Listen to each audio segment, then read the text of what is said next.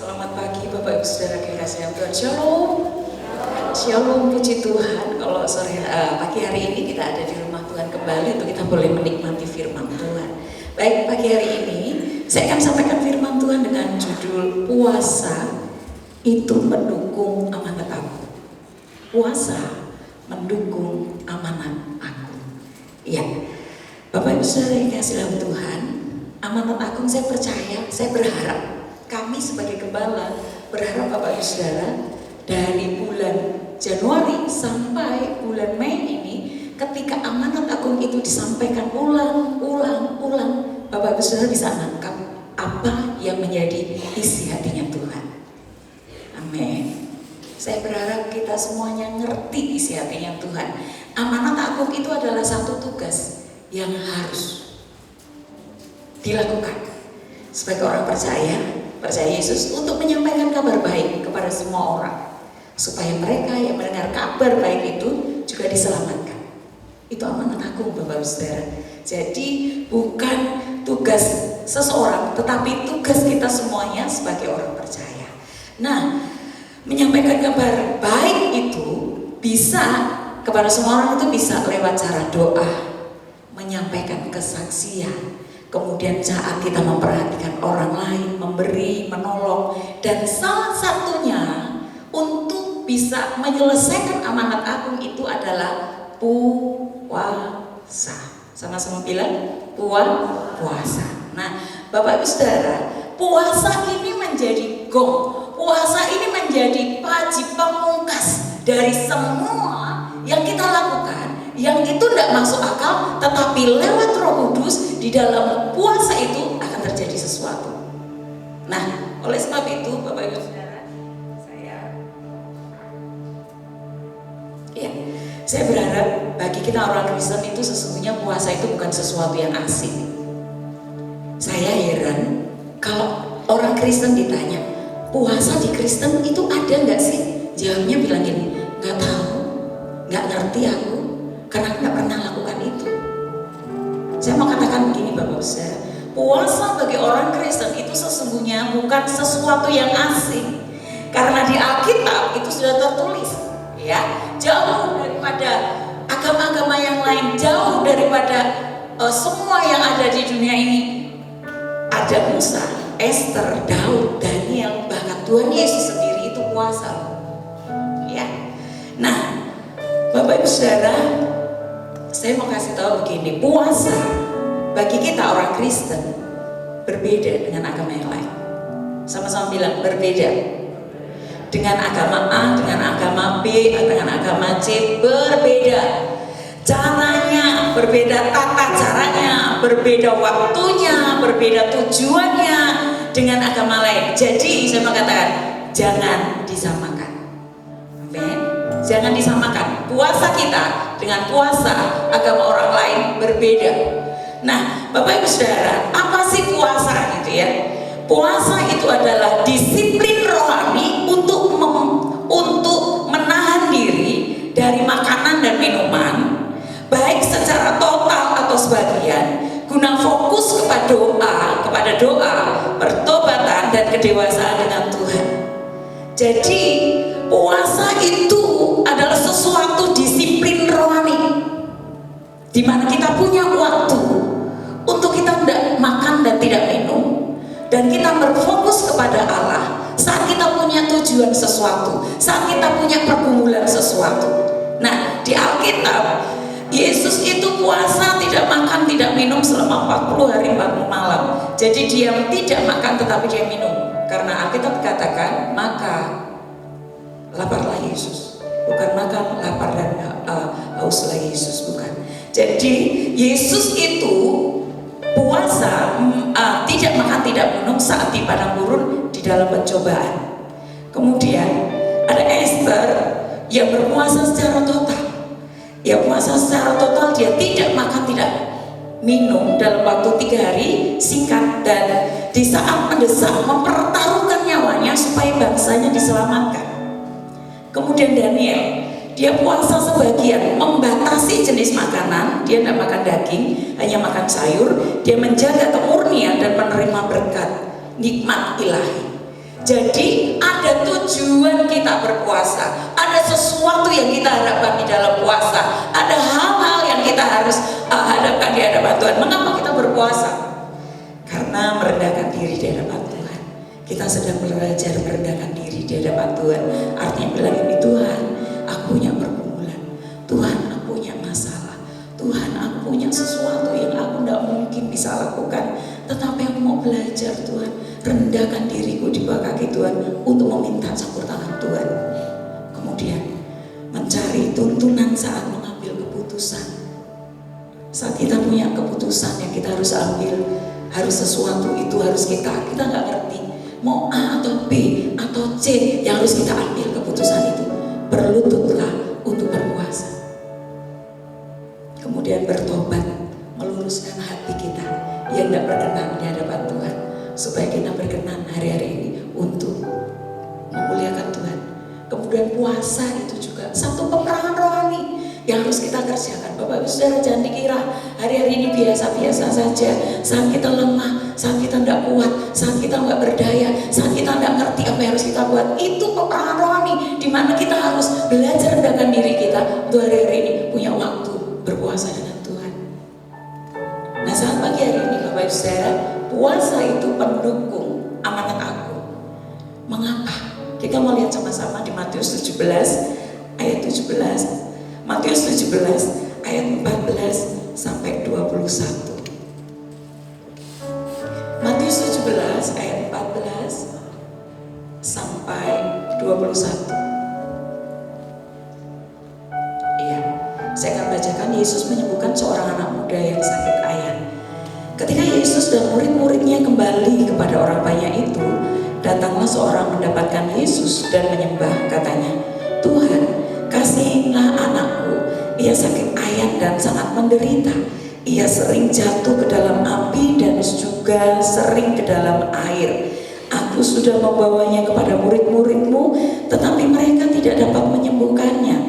Maka kata Yesus, hai kamu angkatan yang tidak percaya dan yang sesat, berapa lama lagi aku harus tinggal di antara kamu?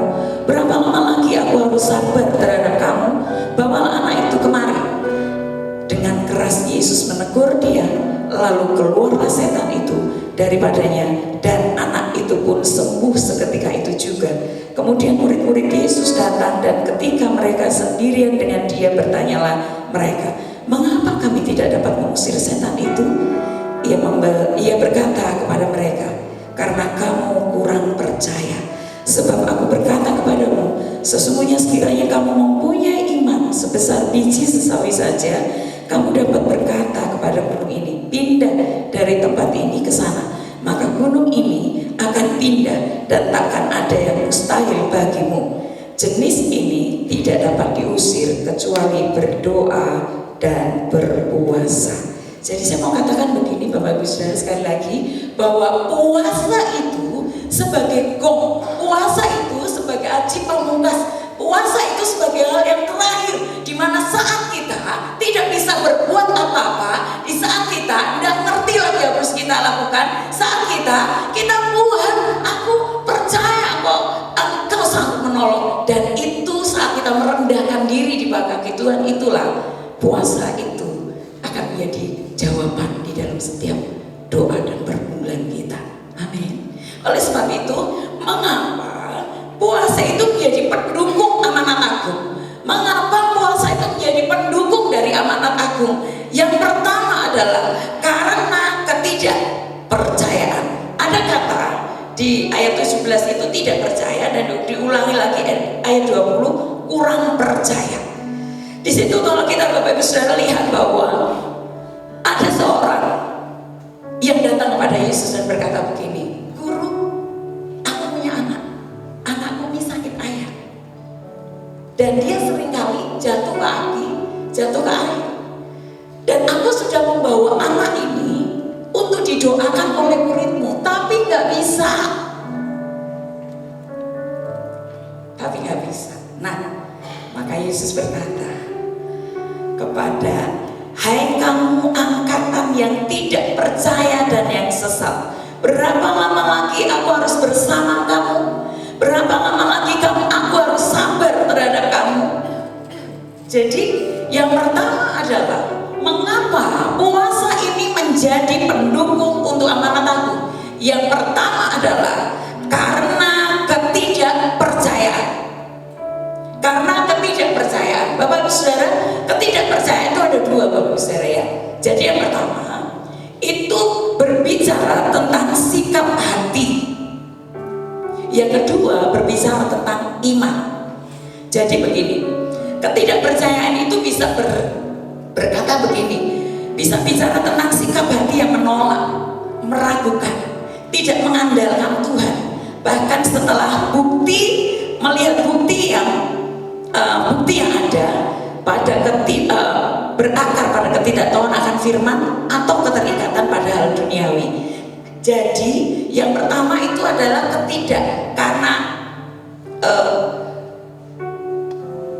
karena sikap hati, Bapak Ibu Saudara. Jadi ketika ada orang tadi sakit, kemudian Tuhan berkata, tadi orang itu berkata, aku sudah berdoa, aku minta murid-muridmu untuk berdoa, untuk mendoakan, tapi murid-muridmu nggak bisa.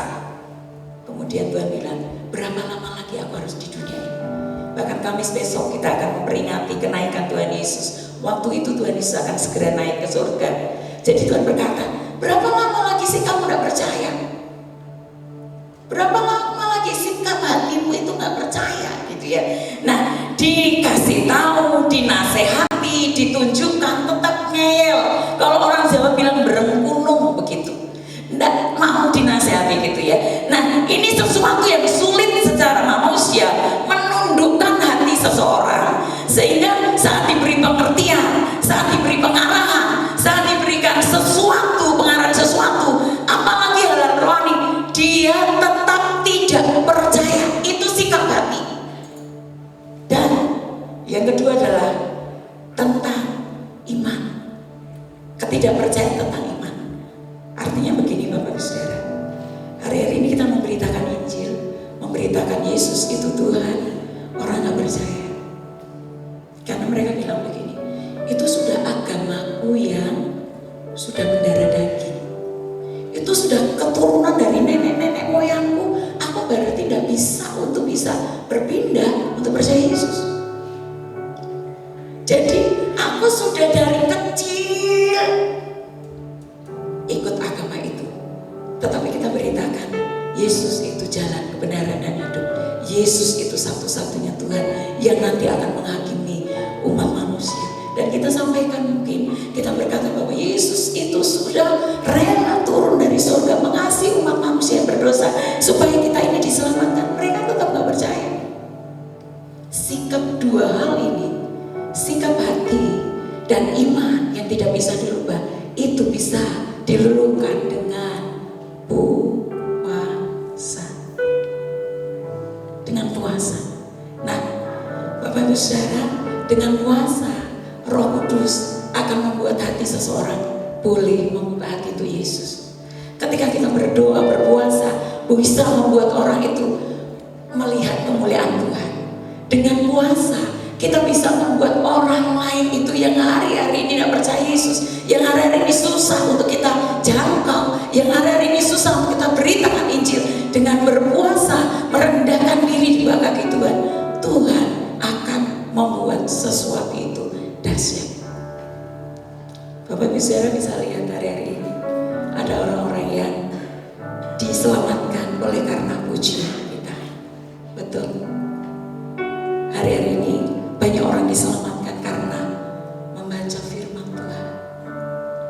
Banyak hari-hari ini yang diselamatkan Tuhan karena melihat Tuhan Yesus langsung datang. Hari-hari ini orang banyak melihat mereka bertobat karena apa? Karena mereka didatangi Tuhan secara langsung. Saat ini ada Bu Ina. Ada Bu Ina. Bu Ina bisa bersaksi sebentar ke sini. Yuk ngobrol sebentar. Bu Ina ini kemarin didatangi Tuhan Yesus loh Bapak Ibu Saudara.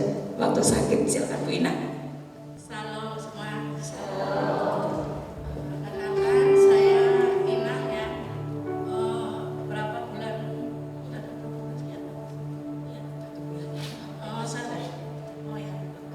Habis Lebaran lah ya. Saya sakit. Saya masih ikut muslim. Aku doa terus di pojok kamar itu lemari itu aku memejamkan mata dulu doa, terus aku buka pelan-pelan di pojok lemari itu kamarku itu benar-benar itu apa ya, kayak kelip-kelip itu apa api-api itu gitu loh. Terus aku nanya Indi, coba sini kamu sini apa mama kan doa itu ya, agama mama muslim, tapi kok itu di pojok lemari kelihatan ada apa ya, kayak cahaya-cahaya itu bagus banget. Terus Indi nanya, itu kayak apa mah? Kayak itu loh, kayak di HP Indi itu loh. Oh itu Tuhan Yesus mah. Apa iya gitu. Terus aku lari itu suami, Be sini coba lihat itu kok di pojok lemari kamarku ada itu loh, kelip-kelip itu bulat bagus banget. Oh itu Tuhan Yesus mah, berarti kamu itu emang betul-betul dipanggil. Kamu pikir dulu ya, besok ya. Terus kebetulan aku ikut ke gereja Prokerto sama mamanya Jessica. Setelah itu aku kesana, datang 3 kali kayaknya. Terus aku WA sama Nana. Terus Nana ngomong, besok-besok kamu itu ya samperinnya. Oh kemana sih, gereja mana Nana? Oh itu Gunung Padang. Oh ya besok coba lihat. Nah setelah itu Nana ke rumahku datang jemput aku, terus puji Tuhan sampai sekarang aku di gereja ini Gunung Padang. Terima kasih. Ya, Tuhan Yesus memberkati. Terima kasih Bu Ina. Waktu dia sakit di kamar, kemudian ada cahaya itu muncul, nampak wajah Yesus. Sehingga suaminya bilang, makanya kamu percaya sama itu, gitu ya. Makanya percaya sama Yesus, bukan yang lain. Jadi Bapak Ibu Saudara, saya mau katakan ini, dengan puasa kita bisa menjangkau jiwa-jiwa yang keras hati, yang tidak mau percaya, yang membuat orang-orang, mana mungkin sih agama ini dan sebagainya itu. Maaf, saya tidak menjelekan agama satu dengan yang lain. Saya mau katakan bahwa hanya Yesus satu-satunya juru selamat yang menyelamatkan manusia. Kita melihat video ini supaya kita juga boleh mengerti dengan puasa itu, besar puasanya, bahkan akan menjangkau banyak jiwa-jiwa di luar sana yang belum percaya akan Yesus sebelum Tuhan Yesus datang. Dan Tuhan mau kita, ayo setidak-tidaknya, saya mau katakan setidak-tidaknya, kalau Bapak Ibu Saudara tidak mau berdoa, kalau Bapak Ibu Saudara tidak mau menginjil, kalau Bapak Ibu Saudara tidak mau melakukan apa yang Tuhan mengatakan, puasa, ambil waktu untuk berpuasa khusus untuk jiwa-jiwa. Apakah istrimu yang belum percaya Yesus? Apakah suamimu yang belum percaya Yesus? Apakah anak-anakmu yang belum percaya Yesus? Apakah orang tuamu yang belum percaya Yesus? Apakah saudaramu yang belum percaya Yesus? Doa, puasain, merendahkan diri di bawah kaki Tuhan untuk boleh melihat campur tangan Tuhan, kuasa Tuhan melembutkan seseorang yang hatinya keras, yang hatinya nggak percaya, yang hatinya menolak akan Yesus, diubahkan Tuhan dengan banyak cara. Termasuk orang ini, termasuk Bu Ina, boleh melihat sendiri bagaimana Tuhan datang langsung dengan dia. Oleh sebab itu, sayangnya orang Kristen tidak mau melakukan itu, tidak bergerak untuk itu, tidak mau mendukung untuk itu. Oleh sebab itu Tuhan ingatkan, ambil waktu untuk mau berpuasa. Ingat, kalau ada suamimu atau istrimu atau anakmu atau saudaramu atau keluargamu yang belum percaya Yesus, dia tidak akan diselamatkan dan tidak akan mendapatkan kerajaan surga. Bagaimana dengan Bapak Ibu Saudara? Apakah kita berkata, yang penting kan aku selamat, yang penting kan aku jadi muridnya Yesus. Mereka tidak percaya, silakan. Mereka tidak percaya Yesus, ya silakan. Bapak Saudara, berdoa puasa yuk, ambil waktu supaya engkau menyelamatkan satu jiwa yang engkau rindukan untuk minimal kita berkata, Tuhan, aku sudah bawa satu jiwa loh buat Tuhan. Kalau ketemu Tuhan, karena Tuhan berkata, satu orang percaya dibaptis, seluruh malaikat di surga bersorak-sorai. Satu jiwa percaya Yesus, semua malaikat di surga bersorak-sorai. Itu yang pertama, Bapak Saudara. Yang pertama, kenapa sih puasa itu menjadi pendukung untuk menyelesaikan amanat agung? Yang pertama, karena adanya ketidakpercayaan, baik sikap hati maupun iman yang susah untuk diubahkan, yang susah untuk diberikan pelajaran, yang susah untuk diberikan pengertian. Tetapi ketika kita berdoa, puasa, berarti kita menyerahkannya semuanya kepada Tuhan. Roh Kudus yang bekerja, Roh Kudus yang mengambil alih orang ini, maka Dia akan jamah kita, jamah orang itu untuk boleh melihat kuasa keselamatan dinyatakan buat orang yang tidak percaya. Itu yang pertama. Yang kedua, kenapa sih doa puasa itu menjadi pendukung untuk amanat agung? Yang kedua, karena akan membuat kita tahu akan petunjuk Tuhan dalam hidup kita. Ya, jadi tujuan puasa orang Kristen itu bukan mengumpulkan pahala yang banyak supaya kita masuk surga. No. Tujuan puasa orang Kristen itu bukan sebanyak-banyaknya kumpulkan. Mumpung ini bulan puasa gitu ya, kita mau kumpulkan banyak sedekah supaya kita masuk surga. Bukan. Jadi tujuan orang Kristen berpuasa itu bukan itu, tapi mendekatkan diri, merendahkan diri dengan Tuhan. Karena ada hal-hal yang dikumpulkan, ada hal-hal yang dirindukan, ada hal-hal yang diinginin, supaya itu terjadi sesuai dengan kehendak Tuhan. Itu puasa orang Kristen. Jadi ada cara yang Tuhan Yesus ajarkan waktu itu, Bapak Saudara. Jadi begini, waktu itu murid-muridnya belum tahu bagaimana cara mengusir setan. Dan saat itu Tuhan bilang begini, sini kamu lihat. Maka orang yang sakit ayam itu disuruh dekat dengan Tuhan Yesus, berkatakan, Tuhan Yesus ajari mereka dengan begini, kamu lihat, kalau mengusir setan bilang, tenging dalam nama Yesus keluar, gitu ya, tenging dalam nama Yesus keluar, dan orang itu akan diselamatkan. Ketika mereka melihat apa yang Yesus lakukan, murid-murid melihat, oh begitu toh caranya, oh caranya begitu toh. Jadi murid-murid ngerti bagaimana mereka bertindak. Nah, puasa itu adalah dengan cara Tuhan Yesus ajarkan itu. Sebenarnya murid-muridnya pada waktu itu belum ngerti, makanya butuh tuntunan, butuh petunjuk Tuhan. Ada orang yang bawa anaknya itu sakit ayam, muridnya tidak bisa menyembuhkan, dan saat itu Tuhan tunjukkan saat itu. Nah, kenapa murid-murid tidak bisa? Karena sekali lagi ingat yang di atas, kurang percaya, dan saat itu kurang percaya, dan Tuhan berkata tambah dengan puasa. Kamu sudah berdoa tapi kurang, gongnya ini puasa begitu. Jadi kamu harus berpuasa saat melayani hal-hal tertentu, kamu harus pakai dengan doa puasa. Jadi dengan puasa, Bapak Ibu Saudara, kita belajar peka dengan apa yang Tuhan mau ke depan. Dengan berpuasa, kita merendahkan diri di hadapan Tuhan. Kita akan mengerti apa yang menjadi tuntunan Tuhan. Saya bersaksi begini. Saya itu 5 bersaudara, Bapak Ibu Saudara. Saya nomor 4. Kami diproses Tuhan untuk percaya Yesus. Dulu bukan agama yang sekarang. Saya dulu gak ngerti akan Yesus. Saya gak ngerti akan juru selamat. Saya gak ngerti akan siapa Yesus. Tetapi dengan berjalannya waktu, saya lumpuh. Kemudian bapak saya suka main judi.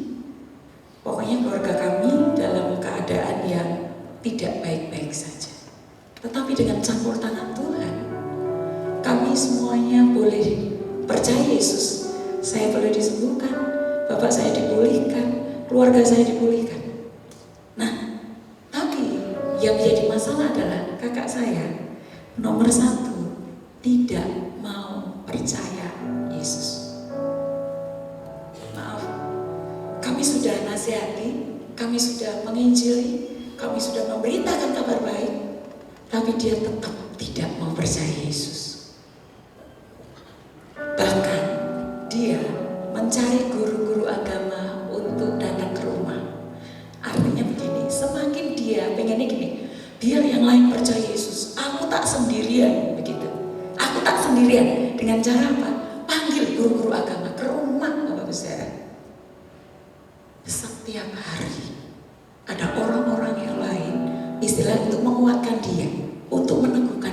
supaya imannya tidak bergeser kepada Yesus. Suatu saat kami berdoa dan Tuhan berhikmat, ayo kita puasa. Sekeluarga kami berpuasa, berdoa untuk kakak saya ini yang nomor 1. Kemudian Tuhan kasih hikmat di dalam puasa itu, Tuhan kasih petunjuk di dalam puasa itu. Bapak saya bilang begini, kamu yang paling gede, kamu setelah lulus SMA ini, kamu harus kerja. Karena bapak saya PNS, ibu saya juga kerja, tapi kurang, tetap kurang, anak 5 bapak saudara ya. Jadi bapak saya bilang begini, setelah kamu lulus SMA, kamu cari kerja, bantu orang tua dan bantu adik-adikmu. Kakak saya saat itu kerja, setelah lulus SMA dia kerja, 3 hari kerja berhenti, cari kerja lagi, 5 hari kerja berhenti, terakhir 1 hari kerja dia berhenti. Kemudian bapak saya tanya, gimana kerjaanmu? Dia sambil malu-malu gitu, dia tidak bisa jawab. Bapak saya bilang gini, dikasih hikmat Tuhan, kamu mau kerja yang enak? Mau, katanya. Kalau kamu mau kerja yang enak, percaya Yesus, pasti Tuhan tuntun kamu. Bapak saya hanya bilang begitu, percaya Yesus. Suatu saat kami sedang ibadah biasa, kami minggu ibadah, karena ibadah di rumah saya sendiri, keluarga kami sendiri. Yang sekarang rumah itu kami persembahkan buat Tuhan untuk gereja. Dan saat itu Bapak Saudara, kakak saya tiba-tiba ada duduk di belakang. Duduk di belakang, dia diem aja begitu. Nah, duduk di belakang. Terus kemudian pulang gereja, kita ngobrol bareng-bareng. Terus kemudian dia bilang gini, aku mau percaya Yesus. Ketika dia dengar firman Tuhan, ketika dia dengar pujian, ketika ada di gereja itu, Roh Kudus bekerja di hidupnya, dan dia berkata, aku mau percaya Yesus. Aku mau percaya Yesus. Dan saat itu Bapak saya, baik Bapak Ibu saya dan kita bilang, ayo kita berdoa supaya kami nanti dapat pekerjaan yang layak, dapat pekerjaan yang baik.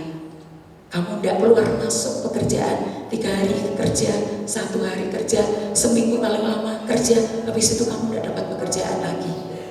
Dan saat itu kamu berdoa. Dan waktu berdoa Bapak Saudara, kami setelah berpuasa Tuhan kasih hikmat itu, tiba-tiba Tuhan puji Tuhan kasih berkat. Kakak saya bisa kerja di DBU di Semarang, DBU Bina Marga, dan dia bisa sampai, dia setelah SMA dia ambil kuliah, dan puji Tuhan, Tuhan berikan satu kepercayaan jadi ketua DBU di Semarang Bina Marga. Dan Tuhan kasih sesuatu yang luar biasa ketika saya mau menyampaikan bahwa dia berkata, aku mau percaya Yesus. Dengan apa? Dengan hikmat yang Tuhan kasih kepada kami sekeluarga untuk berdoa buat kakak saya. Apa yang harus kami lakukan Tuhan supaya dia percaya Yesus, supaya dia mengenal Engkau, supaya semua keluarga diselamatkan, tidak ada seorang pun yang ketinggalan saat Tuhan datang. Dan Tuhan kasih hikmat, bilang supaya dia dapat kerjaan yang baik. Dan puji Tuhan, dengan doa puasa itu mengubahkan kekerasan hati, mengubahkan satu keputusan yang dia bilang tidak mungkin aku bergeser dari imanku yang lama. Tetapi ketika Roh Kudus bekerja, maka sesuatu yang tidak mungkin akan Tuhan buat mungkin. Sesuatu yang mustahil Tuhan bisa untuk buat sesuatu menjadi mustahil di hadapan Tuhan. Oleh sebab itu, mari Bapak Ibu Saudara yang kasih dalam Tuhan, saya rindukan hari-hari ini Bapak Ibu Saudara, mari yuk belajar untuk merendahkan diri di bawah kaki Tuhan. Minimal engkau selama menjadi orang Kristen pernah berdoa puasa.